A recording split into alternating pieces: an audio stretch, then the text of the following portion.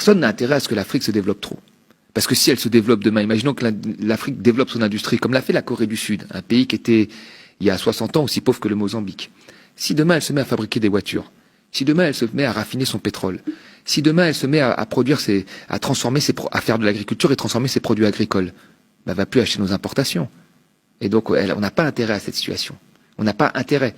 Donc, la volonté des pays riches, on fait de la géopolitique aujourd'hui, hein, partout, on voit bien, elle n'a pas intérêt à ce que ces pays se développent. C'est réel. Suivez attentivement cette vidéo, s'il vous plaît. Vous comprendrez les principales raisons pour lesquelles les puissances occidentales empêchent les pays africains de se développer correctement. Non. Il y avait cette idée, en fait, dans la tête des gens, qu'on développe un pays avec les entrepreneurs. C'est une partie importante. Mais c'est pas la partie principale. Il faut une industrie lourde.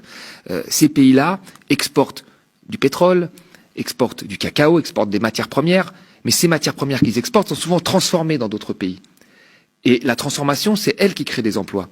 Quand vous avez une compagnie étrangère qui s'installe, je prends toujours l'exemple moi du Congo Brazzaville que je connais bien. Le Congo Brazzaville, à plus de 90%, il exporte que du pétrole. D'accord ? Ce pétrole est produit par qui ? Est exploité par qui ? Par des compagnies majoritairement privées. 60% Total, 30% Eni. L'italien, 90% de compagnies. Le prix n'est pas déterminé par le Congo. Il est déterminé par les marchés financiers. Donc, quand il y a des situations de géopolitique tendues comme là, il se passe, les prix augmentent, ça leur profite. Quand le prix est à zéro, comme dans la période du Covid, il n'y a rien qui rentre. Donc, on voit bien qu'il y a une très forte dépendance. Et ensuite, ce produit est exporté, transformé en France ou ailleurs, et l'État congolais rachète de l'essence à ces pays-là. Donc la réalité, c'est qu'il faudrait qu'il y ait une industrie qui puisse transformer cette production sur place, et c'est celle-là qui créerait des emplois, des raffineries, de la distribution, etc. Ce que je veux ajouter, c'est que on a souvent dit ces dernières années que les pays pauvres ne se développaient pas à cause de la corruption. Il fallait trouver une raison. Ah, c'est la corruption. Voilà, ces gens sont corrompus, il y a de l'économie informelle, ils respectent pas les règles, ils sont corrompus, il y a même des gens qui allaient plus loin en disant oh bah ils sont un peu paresseux. Enfin, l'Afrique achète énormément d'importations venant d'Europe et principalement aussi de France. Les pays occidentaux n'ont pas intérêt à ce que l'Afrique tombe. Parce que si ça se passe très mal, s'il n'y a pas une situation à minimum stable, qu'est-ce qui se passe? Bon ben, on risque d'avoir moins de matières premières dont on a besoin, et en échange, on risque de moins leur vendre de choses. Mais personne n'a intérêt à ce que l'Afrique se développe trop. Parce que si elle se développe demain, imaginons que l'Afrique développe son industrie, comme l'a fait la Corée du Sud, un pays qui était, il y a 60 ans, aussi pauvre que le Mozambique.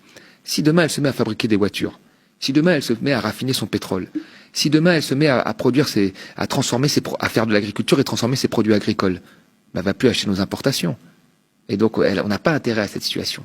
On n'a pas intérêt. Donc, la volonté des pays riches, on fait de la géopolitique aujourd'hui, hein, partout, on voit bien, elle n'a pas intérêt à ce que ces pays se développent. C'est réel. La première chose que je ferais, moi, dans cette situation-là, qui est une situation extrêmement compliquée, c'est que je chercherais à être beaucoup plus agressif dans les partages de production.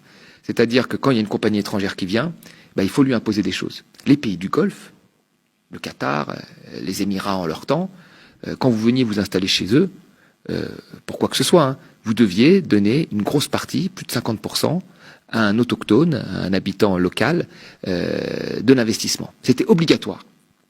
L'OMC a tout fait pour dégommer ça, mais certains pays ont tenu, sauf quand ils en ont vraiment besoin, ils font des dérogations au ministère de l'économie, mais quand ils estiment que la personne doit donner une partie, elle donne une partie à les autochtones, ce qui les forme.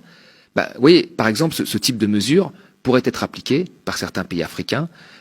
S'ils l'appliquaient bien sûr dans l'ensemble, ce serait mieux, mais avoir une stratégie beaucoup plus agressive de négociation sur le partage de ces rentes de matières premières avec les pays occidentaux. Ça, c'est la première chose, qui leur permettrait d'avoir beaucoup plus de rentrées financières. Et une fois qu'on a ces rentrées financières, reste la question de l'investissement dans les bons secteurs pour pouvoir se développer et être de plus en plus autonome. Ça devrait être ça le but. Parce que l'autonomie et l'industrie créera des emplois. Créer des emplois, ça permettra aux jeunes diplômés de là-bas de rester chez eux et de travailler chez eux. Ce qui est le désir de tout le monde. Personne n'a envie de migrer. Donc là, ça permettrait d'assurer un avenir à une jeunesse qui n'en a pas dans son pays parce qu'il n'y a pas d'activité économique.